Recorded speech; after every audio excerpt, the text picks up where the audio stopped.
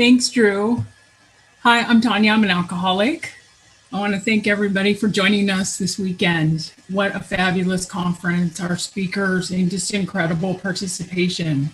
It's been an honor and privilege to serve you as this year's chair. I've learned so much, and I have met so many wonderful people. I am humbled and grateful for that. I've heard so much passion and inspiration about service, the traditions and concepts. It's been so wonderful. We started planning our conference last year to be an in-person conference. And then when the pandemic came, we had to make some tough decisions, and we decided to have our first virtual conference.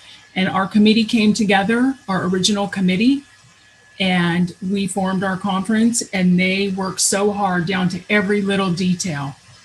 I am so thankful and grateful for everybody's hard work pulling off this. It's been a huge success. Our vision was to spread the word to around the world, to AA members all over the world, and we did that. Our outreach team and our whole committee was wonderful about doing that. With that being said, we have people who, over 1,000 people registered from 18 countries, which is incredible. And for the first time, we got to have American Sign Language for our deaf AA members. And just a little history real quick. When we met with some of our members about this, they said we maybe would have 4 or 5 people that would sign up for it. And she said, and we had 27 actually. So that is so wonderful, it's so heartfelt. And we, it's been such a joy to have them and to be able to reach out to them. I would just like to take this time to thank all of our committee members and the board members for all the time that they put in every weekend. I'd like to thank Amat Audio and our ASL interpreters for coming and sharing the weekend with us and doing our recording. I'd really like to thank our tech host, Russ, and his team, and Summer and all the volunteers. It was pretty flawless. And all your technology. I'd like to thank all of our speakers who've joined us this weekend through the whole weekend, all of our vignettes, our service panelists. Wow, so many great messages. And I'm just inspired by each and every one of you. I'd like to thank Penny and Drew for being our voice this weekend. Fabulous job.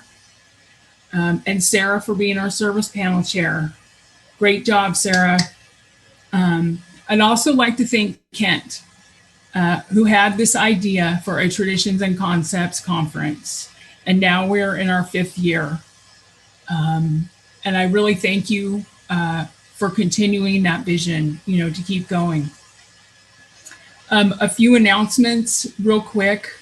We're going to be emailing you a conference feedback form within the next 24 hours.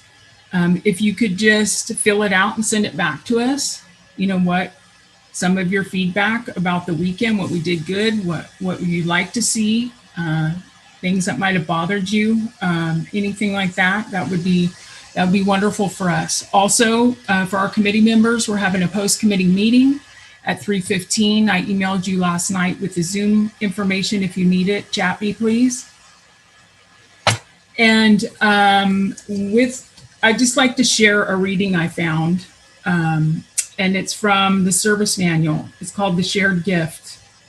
AA is more than a set of principles. It is a society of alcoholics in action.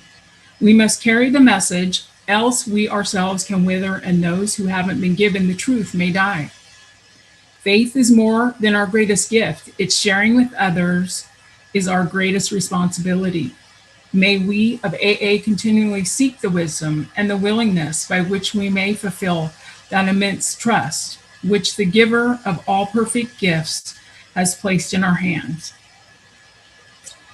So in the spirit of rotation, it is my great pleasure to introduce our 2021 conference chair, Sheila M. Yay!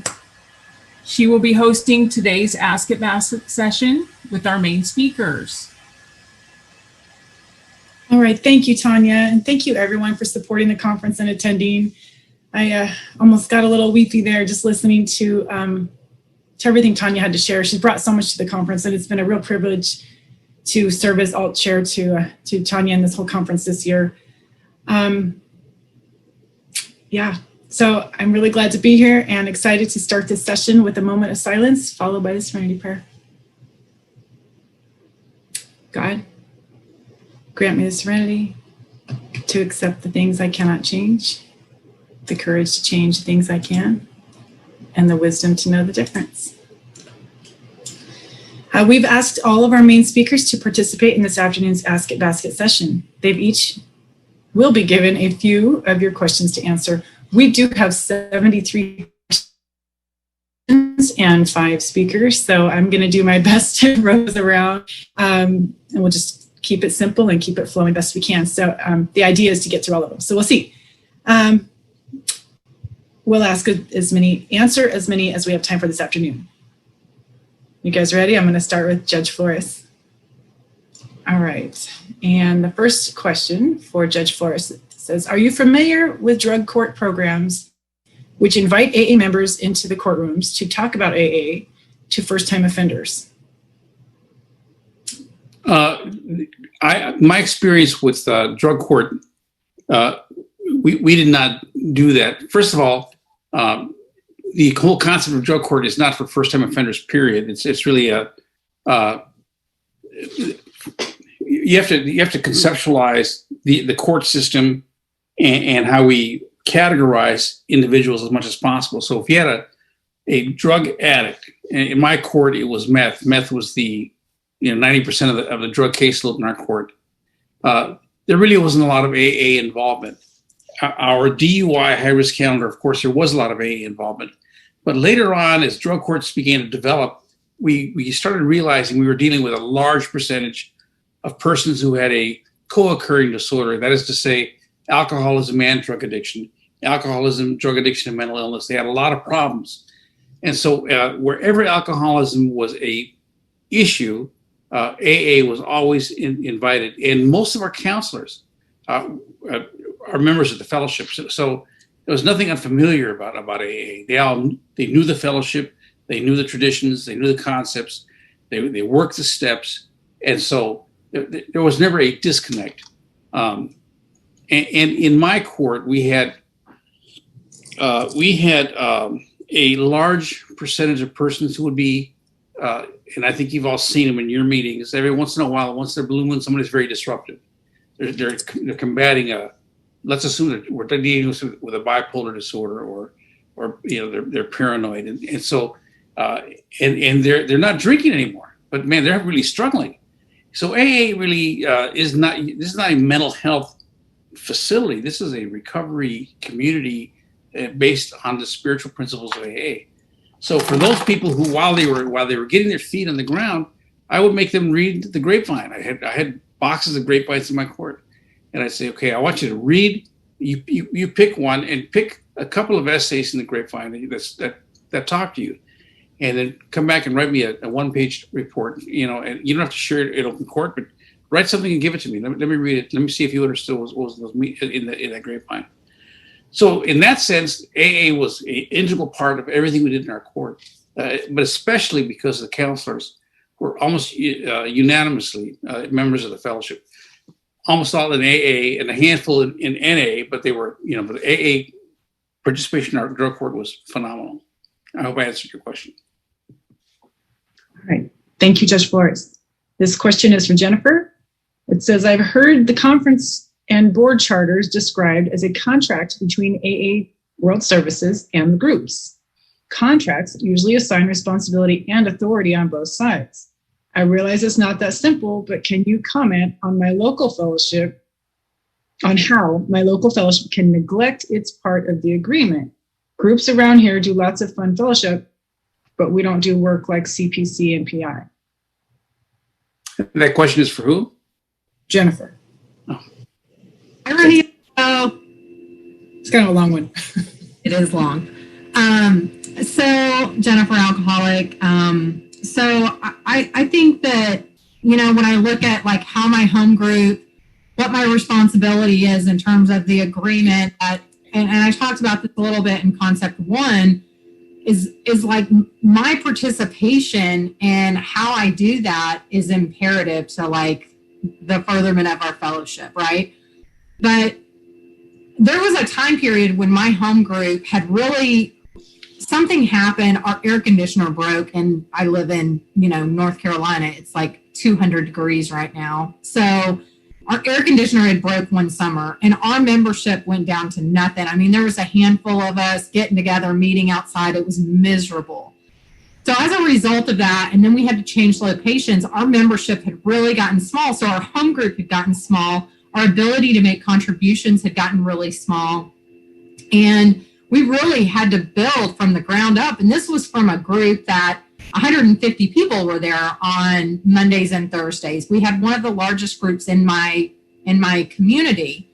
And so in terms of like this agreement that we have, or the relationship to the board, the relationship that we have in terms of our participation, for me, it's about the simple stuff, and it's about starting small, just finding little things that we could do. Like we didn't have money in our funds, so us as members discussed like how could we make this contribution, and we were making small contributions of like $5 to district, $5. You know, everybody was like struggling to make this happen because we had to pay our rent. Our rent had gone up, so there were a lot of factors that played into that. But as a group, we came together and we made sure to stick to those principles. And those principles for me start really small. Like, you know, at one point, my home group didn't have an institution meeting. And every group that I've ever been a part of has been active in carrying the message either to treatment centers, correctional facilities. And so we hadn't been actively involved in that. And we started really small. We started carrying a message into the Salvation Army. And then that grew. And prior to COVID, we had a weekly meeting where we would go into the treatment center. We also had our Salvation Army meeting that we would take into the Salvation Army. So it grew into something. Same thing with our contributions. But for me, that started really at the home group in terms of us greeting people when they came in and shaking people's hands, letting them know where the coffee was. For me, it really starts at those basic principles that I'm working the room when I'm at my home group. And there was a time I literally thought, I'm leaving home groups. I can't deal with these people. Like, I was just like, my head was going to explode, right? And the thing is it's about what kind of a home group member am I being? And if I start doing this stuff, and then my sponsor started kind of doing this stuff because she sees me, and then all of our, you know, sponsees and stuff are doing these things. The enthusiasm carries over, and then we can grow into doing more work in corrections and having commitments like that. But it didn't start like that for our group. We really had to evolve and build into that. And then we started doing workshops, and we got very active in our community. And like, what I love is that I feel like my home group is well-rounded. You know, we talk about all 36 principles, but it wasn't always the case. It really had to grow and evolve into that.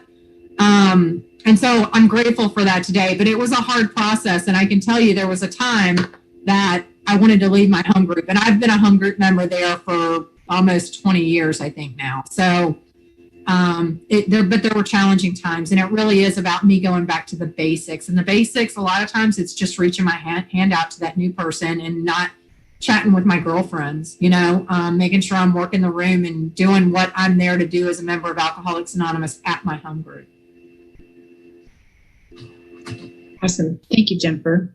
Next question for Alex and Melissa. Do you actually sit down and refer to the traditions or the concepts together when working through a conflict or growing in your relationship? What does that look like? A book study in the dining room, going for a walk? Do tell. You want to start? Want me to start? Yes, she'll clean it up.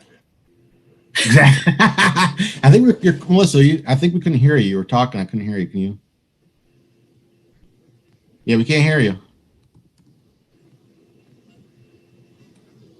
Can you hear me? Yeah, I can hear you. Yeah. Okay, Alex first. All right. And Melissa, if you need to, you can come in here if you need to. You know what I mean? But anyway, yeah, usually is a weapon.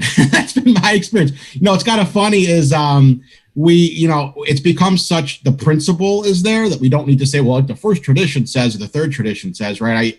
For a long time in AA, I was an AA lawyer, right? And it's like, I read every piece of information and man, it's like, I got you. AA police, here it is. I'm going to cite it, this verse, this paragraph. You're wrong. And that was a really lonely place to be in AA. But I remember like one time Melissa was throwing a birthday party for one of my friends. I think it was my friend, our friend, right? But she was like, she wanted me to do something, but I wasn't given much of a voice. And I said, well, the right of participation. If you don't want to give me a voice, then I'm not going to be responsible for anything. You know what I mean? And I used it as a kind of weapon, and she just kind of laughed at me.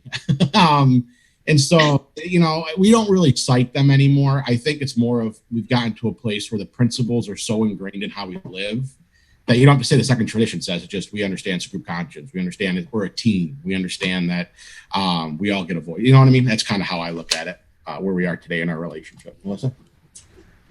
Yeah, the only thing that I would say that's different is that we do have arguments and we use those. So that party that I threw for someone, Alex didn't want to do what I said, even though I did 99% of the work. And so I used the concepts to defend why I was right. We fight about that party. That was probably like 10 years ago, and we still argue about it. We also fight a lot about people wearing their shoes in the house. And I think you should be able to. He thinks you can't. And so we both refer to the traditions and concepts when we're arguing. And then we do stuff like this where we get to like talk about it and come together more. Thank you. All right, thank you. Next question is for Dawn. And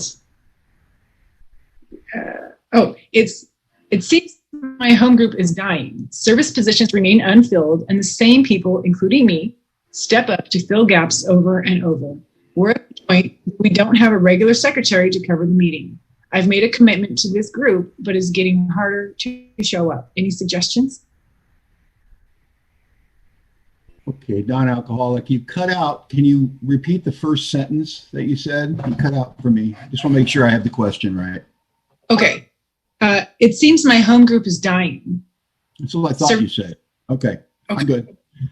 I got two answers for this. The first answer is sometimes groups die in Alcoholics Anonymous. Now, I know that's not the answer that you want to hear. But the reality is groups fold, and they usually fold because of the reason that everything goes away in any segment of AA. We'll never be hurt by anything outside. It's always from the inside. And the number one culprit we'll always have to deal with is apathy. And the reality is if you have members of your home group that don't see the value of what is suggested to do here, it's usually a communication problem. I have found when we started changing from a meeting to a group, we followed the suggestions that we got from GSO. When we registered our group, they sent us a packet, and we opened that packet and we took all the literature inside and we read it. And it had suggestions on what to do when you're building a group. Now, you might not think that applies to you because you already have a group. You've been around for a while.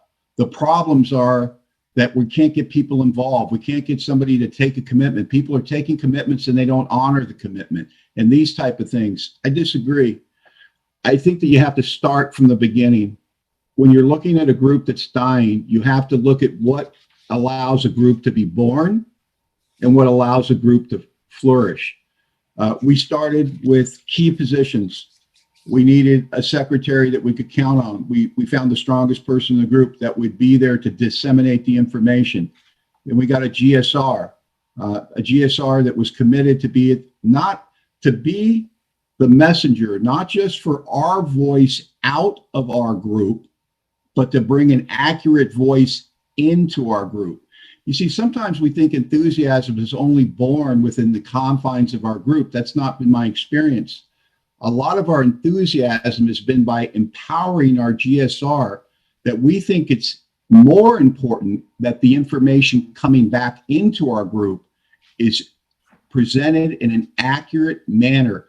We really want to know how the other groups feel about things. We really want to know how the other groups in our area feel about things, in our region feel about things, nationwide feel about AA as a whole.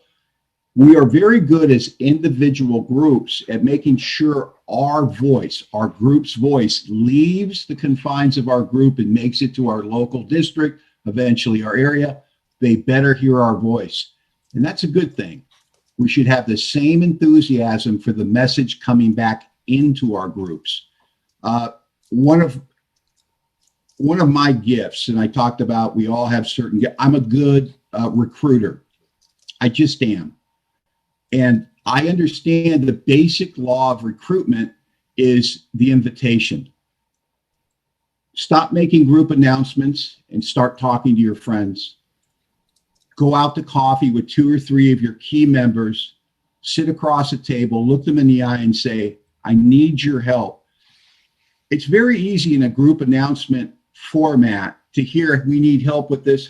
And as I sit in my chair, I consider, do I want to do that? Do I need to do that? You know, I've done enough of that. Let me tell you, when a fellow AA member sits across from you and looks you dead in the eye and says, I need your help, I don't know many people that can refuse that. There has to be a personal invitation. That's how AA has always been, one alcoholic talking to another, an invitation to a new life, and now an invitation to these different service opportunities. I know I'm giving a lot of free advice. It's a tough problem, and a lot of groups suffer from it, this ebb and flow of enthusiasm. And I think that's why consistency is so important in groups. Your group could be doing great, and 6 months later, the wheels will come off the wagon. We're a constant set of adjustments on a group level. That's what the business meeting is really about. It's taking our pulse on a monthly basis to see how we're fulfilling our obligations to the various requirements and commitments that we have within our service structure that facilitates our primary purpose. Thank you. Thank you, Don. Next question is for Roger. And can you hear me okay? Yeah. Okay. The question asker states, I am very uncomfortable when I hear secretaries or AA members in a room silence a person by speaking or yelling out outside issues. This also seems to happen more when newer members speak and when a member from a marginalized or underrepresented group in AA shares. I am disturbed by the weaponization of the traditions to silence our members. How should one handle a perceived violation of a tradition when it happens during a meeting? That's a good one. You sure that one said for me? I understand the question for sure. And it's a tough problem because we have such an open and loving environment that especially people that are at their first meeting or are not familiar with our customs show up and and are treated that way and are felt to feel unwelcome when that is certainly not in our primary purpose. But the problem doesn't exist until the middle of the meeting. And chair people or secretaries are trying to figure out the best way to address it and trying to figure out the best way to keep the meeting on track. And it's probably most common when people who don't understand the custom that we've developed of introducing ourselves introduces themselves as something other than an alcoholic, and or begins to share on a topic that they feel is an outside issue, but it's from their heart, right? And it's very difficult to keep focused on our singleness of purpose and and at the same time not make people feel unwelcome. I think that teaching people the why that I talked about can't happen in the middle of the meeting effectively. It's just not a good, that's not a good technique. I'm really grateful. I rotated I was in the military, so my employer believed in the spirit of rotation almost as much as we do every 3 or 4 years. And so I've had a lot of home groups, and I've had a variety of experiences around the world. When I was new and I came to Alcoholics Anonymous, I need to remember that I came to Alcoholics Anonymous in a white van full of other people from a treatment facility that had no idea what in the world Alcoholics Anonymous was. We didn't know the customs and the courtesies and how things worked or what the language that you spoke. And I was super, super fortunate. My first group was the Monday Night Young People's Group in Cincinnati, Ohio. They were enthusiastic and on fire because they had the host committee that met before that meeting for this International Young People's Conference that was about to happen there. And what I didn't know for years until I put 2 and 2 together was that right before this punk kid came to that meeting, they had a group inventory. I had no idea. It was kind of like me being that young unborn alcoholic. But what they decided in that group inventory that I learned about 2 years later when we did another one was that we have this influx of people from treatment, and what we need to do is teach them proper behavior in Alcoholics Anonymous. And the way we're going to do that is we're going to have beginners meetings. So before we went to the large meeting in the gym, which looked like a lot of fun and enthusiasm to me, you didn't have to. But they suggested that we go to these other beginners classes about sponsorship and steps 1, 2, and 3, and relationships and sobriety. And I think there were 4. I forget what the other one was. But for 4 weeks, you were supposed to go to these beginners meetings before you were to go to the large speaker discussion meeting. And the reason they did that was to teach these people who didn't know what an outside issue was or why I'm here, or even if I'm in the right room, how to participate. Like what are the steps? What's a sponsor? And I think that's a really neat technique if your group is big enough to support that. Usually my current home group is not. But I think that pulling people off to the side and explaining, and I think exactly what Don said, like take people out to coffee or, to look people in the eye. The message is so much better received than to scream out in the middle of a meeting that that's an outside issue or sit down and shut up. People need to get the message that we do one thing, that we help you recover from alcoholism. They also need to understand maybe I'm not in the right room, but it's certainly not their fault they're not in the right room. They were asked to come or sent there or refer. So we have a responsibility, I think, to handle that in a way that they don't hear, you're not welcome here. They hear, oh, you're going to help me get to where I need to be. So that's about all. That's it. Thanks.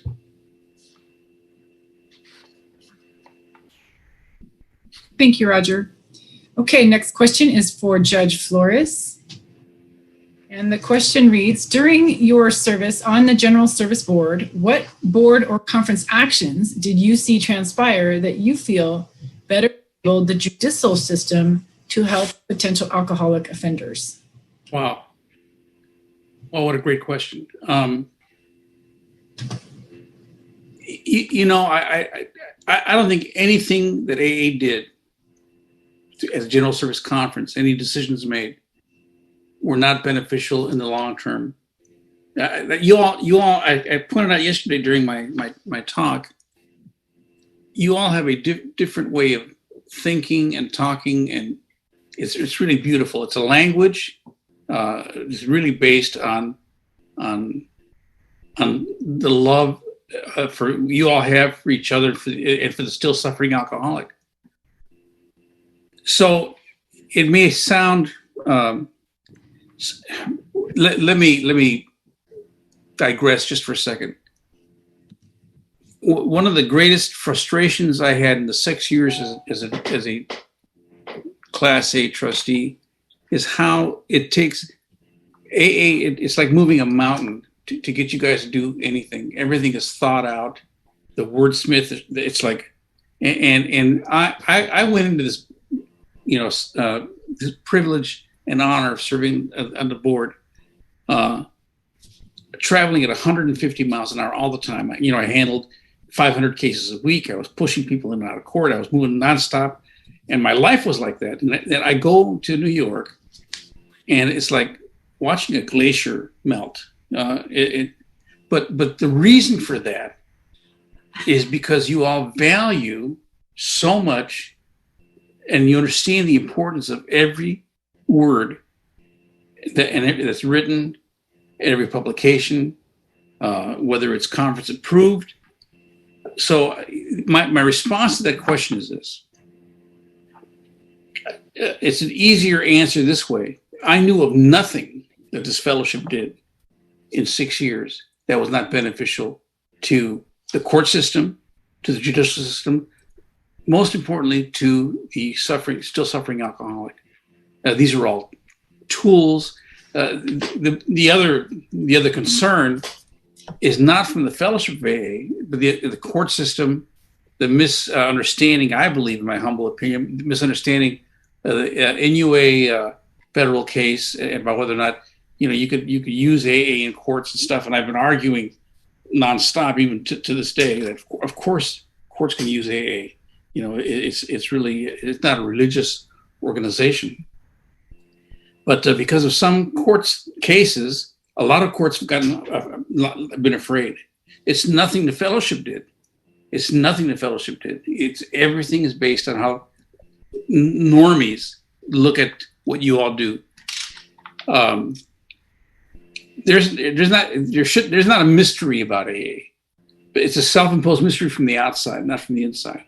I don't think you all hide anything. As a matter of fact, the literature is all out there. You go online, you can read concepts, traditions. Everything is there for the world to see. You have not hidden anything from anyone. So it's the way we out in the real world, this other world that's not AA, interprets that. So what you did in the 6 years I was on the board was amazing, and it caused me to slow down in my own life. It caused me to take a deep breath and to appreciate every breath that the good Lord has given me. Thank you. Thank you, Judge Flores. Next question is for Jennifer, and it pertains to the difference between an AA group and a meeting. And it's worded about 5 different ways, but it's a popular question. So that's the main question is the difference. Okay, so what's the difference between a group and a meeting, right? So, any 2-3 alcoholics can get together and have a meeting. To me, the difference between a meeting and a group is the service that's involved, and it's intentional. It's very intentional about our primary purpose and carrying the message, how we do that we have regular discussions. Now, it also involves the application to the General Service Office to get a General Service group number to be officially a group rather than just a meeting. That's the technical, I guess, very standard. That's the actual difference. But to me, it really is about how you have your home group business sessions that discuss how can we better help the suffering alcoholic instead of, how quick can we make this happen so we can go home and eat dinner, right? Which is so often happens. And it was kind of one of my aha moments that I had coming back from an area assembly was I realized my sponsee had called and was like, how was your weekend? And anybody who's been to an area assembly weekend, like you're busy. If you're an officer, you are running your tail off all weekend long, right? Like it's 3 days of just nonstop. And so that just physically and energy wise, because you're like at the front talking to people, just constant, is like, it's exhausting afterwards, but it's like, it also fills my cup up, right? So my sponsee had called me, I'm on my way home. She's like, how was your weekend? I was like, oh, it was good. I'm just so tired. I can't wait to go home and go to bed. And I got off the phone with her and I realized, what did that just sound like to her? Like, why would she ever want to go and be a part of general service when I just said I'm exhausted? Like, nobody wants to do that. Your whole weekend, you're sitting in business sessions. Who wants to do that? It sounds exhausting.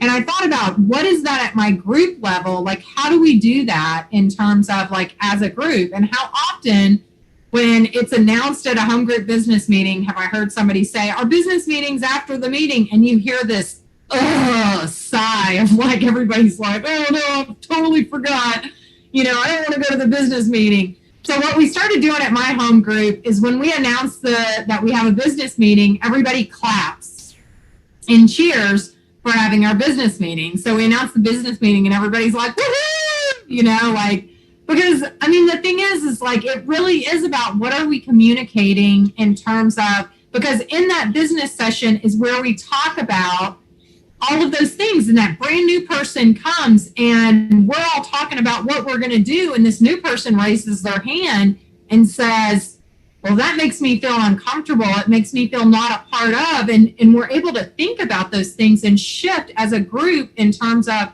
how are we being effective to that new person, because I'm a long way since my last drink. So my perception can be based upon my current situation, not based upon that new alcoholic. And having those new alcoholics participate in that discussion to me is vital. And that to me is really the meat of what makes that home group so much different than just a meeting, because nobody cares about the meeting. I mean, other than like, yeah, we're going to go and but there's no intentional service that is directed into helping that still suffering alcoholic, and also the participation through our service entity of a GSR and an intergroup rep, and having a voice, being a part of Concept One, participating at that level happens at a group. It does not happen at just a meeting. And it's not to say that meetings aren't effective, but a home group is where I became a part of service. I became a part of a group of people that were like-minded and into carrying the message to that suffering alcoholic and defining what that means.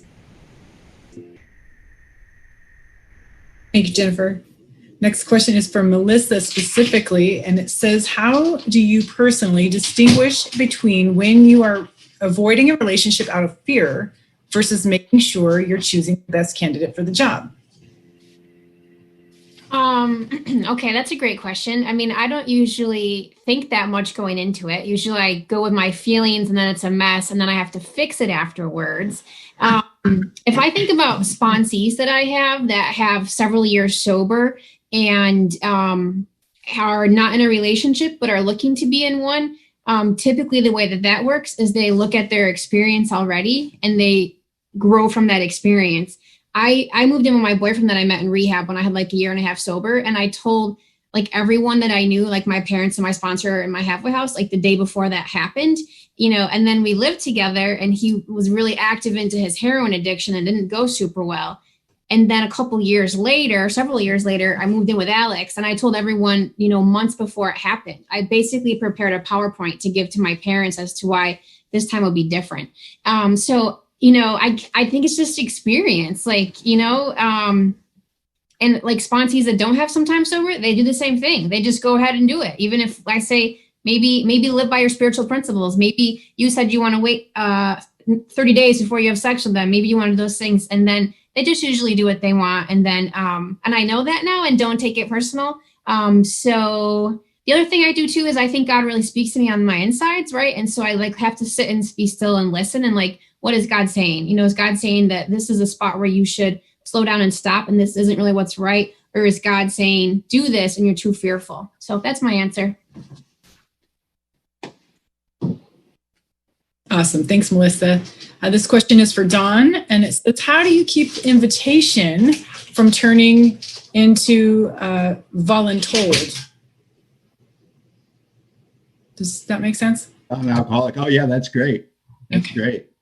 And I have to be very careful with that because I'm convincing, I'm gregarious, and I can cross that line where I think I'm entertaining and being helpful to dominating.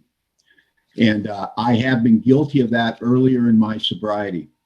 The invitation is given without expectation. The big book says the realm of the spirit is broad, roomy, and inclusive, never exclusive. We believe it's open to all men. If I can take this spirit of inclusivity into my AA life, then that doesn't matter who shows up. What's more important is everybody has the opportunity to participate. I've been married 24 years to a wonderful member of Alcoholics Anonymous. She told me what kind of wedding she wanted. I said, you can have any kind of wedding you want as long as it's open. And we were in the largest home group in North America. And she said, we can't do that. And I said, well, that's my only requirement. You can have anything else you want. And we had 400 people show up at our wedding. Now, I've applied that inclusivity in all areas of my life. I believe if you're going to have something at your home, figure out a way to do it that you can invite everybody in your home group. Don't be afraid to have a flyer at your group. I think it's when we start to pocket these things in our personal life that we cut people out. So what I'm saying is I invite everybody, but I don't keep score. I look at it this way. I'm not inviting you because I need something done. I'm inviting you because somebody invited me and I found out in my experience that it was helpful to me staying sober. I'm coming from a place of service and love. If I set the banquet table like people did for me, and then you starve because you don't partake, I can't take responsibility for that. My responsibility is to keep setting the banquet table no matter what. People will see the value in that. And the other thing is, by never voluntolding people, because I'll tell you what, it is suggested that we pick our trusted servants with care and not a result of a popularity contest. I have seen both sides of that equation. I've seen the popular kid get brought into service and not do the job. I've also seen people feel excluded from AA because they wanted to do the work and people wouldn't give them a chance. These are very important topics. We don't tell people what to do. We make an invitation and an offer, and if they don't want to do it, we're not running the show. So we ask the next person. God will keep us in line, is my experience. We will find the right people to do the work, but we have to keep inviting. And that's why, I don't like to be told what to do, but God, I love a good invitation. I don't think I've ever turned down an invitation in AA. I really haven't said no to much, but I'll tell you what, when I've gotten those little resentments, it's because people expected me to do it and took my ability to say yes or no out of the equation. And I found it offensive. I don't like to be dominated. So we go back to the age-old spiritual principle, not the AA principle of what? Treat other people the way you would like to be treated. It's genius, but we forget it every day, don't we? Thank you. Thanks, Don. Okay, next question is for Roger. And it says, in the group, whose responsibility is it to ensure inclusivity and be proactively aware and inclusive to address these issues before people are inadvertently excluded or hurt? I think it's the members of the group's responsibility, really. It's whether or not you accept that responsibility might be a different matter, but every member of the group, and I think it brings up a great point that it's really a good idea. And Don mentioned like taking a look at the group pamphlet, taking your group's inventory and thinking about these kinds of things before they come up. Kind of like dovetails with the last question is like in the middle of a meeting when you feel like, to decide as a group how you're going to address this thing if it comes up, or to decide as a group, are we are we attracting a cross section of the community, right? My first young people's group met in a college town that was bordered by a very racially diverse inner city, but we were a pretty white group. And when that was brought up in a group inventory, it was a membership that said, we had to decide, like, what is it that we're doing that might be a barrier? What is it that we're doing that might create an accessibility problem? Why aren't we reflecting the community where we actually meet? Those kind of things should be discussed by the group in a business meeting or in a group inventory before you discover that you weren't as inclusive as you thought, or somebody shows up on your doorstep and they don't feel like this is a welcoming group. They don't feel like they can get the AA message. But I think that if you're a member of a group, you're responsible for how well your group fulfills its primary purpose of carrying the message. Thanks. Thank you, Roger. Next question is for Judge Flores. And the question asker asks, do you go to open AA meetings? Do you do workshops or presentations to or for other judges? Do you mentor other judges through your new position? All right. So before I answer that question, I have a scheduling conflict in about 10 minutes. I'm going to answer the question, then I'm going to respectfully leave this meeting a little early. But and before doing so, I want to tell you all, the speakers and especially the participants, how much I love this fellowship, and I plan on being around. I have been invited to a lot of AA stuff in California, and here at Santa Maria, locally, I don't know why I've not been invited. Everybody knows, they know where I live. They all know how to get a hold of me. I mean, it's kind of crazy why a judge lets everybody knows where he lives. They just come and see me if they have a personal issue. But if invited, I'm there. And in terms of mentoring other judges, I have written memorandums to judges. I've shared conference literature with other judges that's relevant to the court procedure. And I was sponsored in a service sponsor by a member of this fellowship who happens to be on the bench. I'll leave it at that.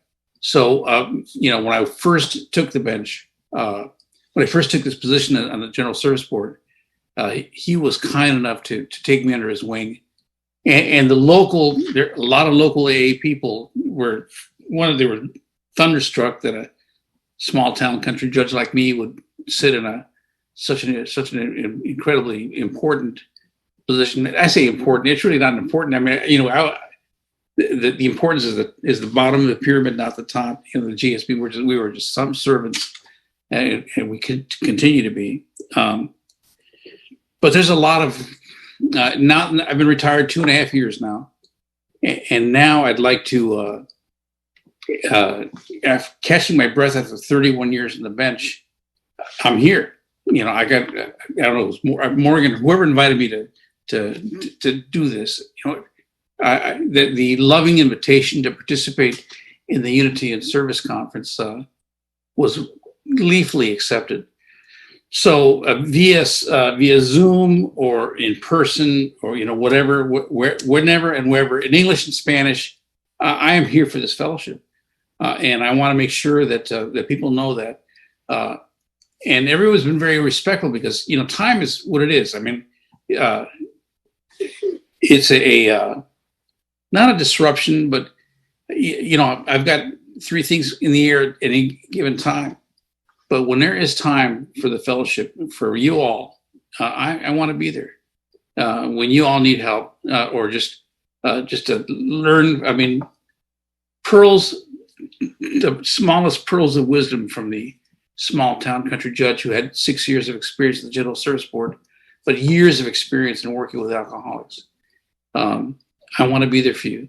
And with that, if there's nothing else, I am going to respectfully leave the meeting. But know this, folks, I love all of you, and I love this fellowship. It's been life-changing, and it continues to have a profound impact on my life. That's why I'm working on, I'm the statewide judicial liaison for judges in the state of California, working on DUI cases. So, I plan on working with AA in terms of that project, because there's a natural marriage. Of course, there's a marriage there. That's somehow people who get caught up in the DUI world, as I pointed out yesterday, we find out that a $15,000 treatment program is one of the first things they teach you that AA is free. So we have a solution, and we need to continue using it. So with that, peace be with you. It's 100 degrees in Santa Maria today, and there's no air conditioning in this town. So we have fans going everywhere. It's kind of crazy, but blessings to all of you. And in service to this fellowship, I'm leaving. Thank you. Thank you. Thank you, Judge Flores. Okay, I think we've got time for another. We're going to go straight to Jennifer with this one. And the question reads, it's from our friend in Poland. How is your general service current financial situation? I mean, the impact of the coronavirus. Did you have to reach for the reserve fund? So I did reach out to my delegate to get the financial reports prior to doing the workshop yesterday on 7th tradition, just so that I was kind of aware in terms of what was going on. But there was a call out to the fellowship in May due to the that we are not selling as much literature right now, and B, the lack of contributions, because so many of us now are meeting on Zoom. And I think it took us a little bit of time to we need to have some type of contribution method, whether it be Cash App or Venmo or something like that. And I think everybody was just kind of focused on the pandemic and how that affected them, and making their contributions had slacked off. So there was about a $700,000 shortfall, I believe. Of which there was a call out to the fellowship, and the fellowship responded, right? Our contributions, when you look at our reserve, it looks like we're probably the lowest that we've been in, I don't know how many years it was, but it was a good period of time, 10, 15, maybe even 20 years, in terms of we typically have ran closer in the fellowship's feel is that we need to be 9 to 12 months worth of reserve in our prudent reserve. And we are like 9.1, and we have been steadily kind of staying at an 11 to 10 month status of the reserve that we have to carry us in case of something like this.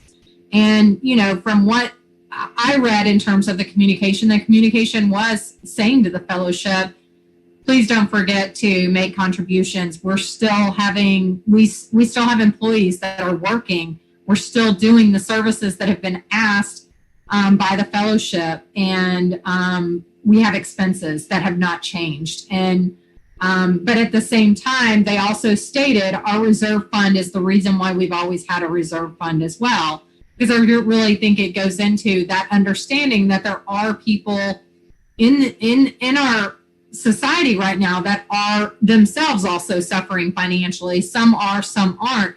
But I think that the verbiage of it was well done in saying we need help, but we also know that we do have this reserve. But the reserve fund is also down compared to how it's been over the last 10 to 20 years. Again, I don't know the exact time period. It'd take me a minute to pull up the financials. But if anybody wants any more additional information about the financials, I'd be happy to email the information that I received that was given at conference, and then after conference, once the update was done for the audited numbers.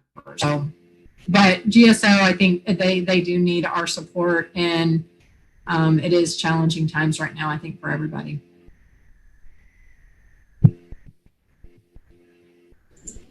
All right. Thank you, Jennifer. And thank you to all of our speakers for showing up and answering as many questions as we could. It looks like we're about out of time.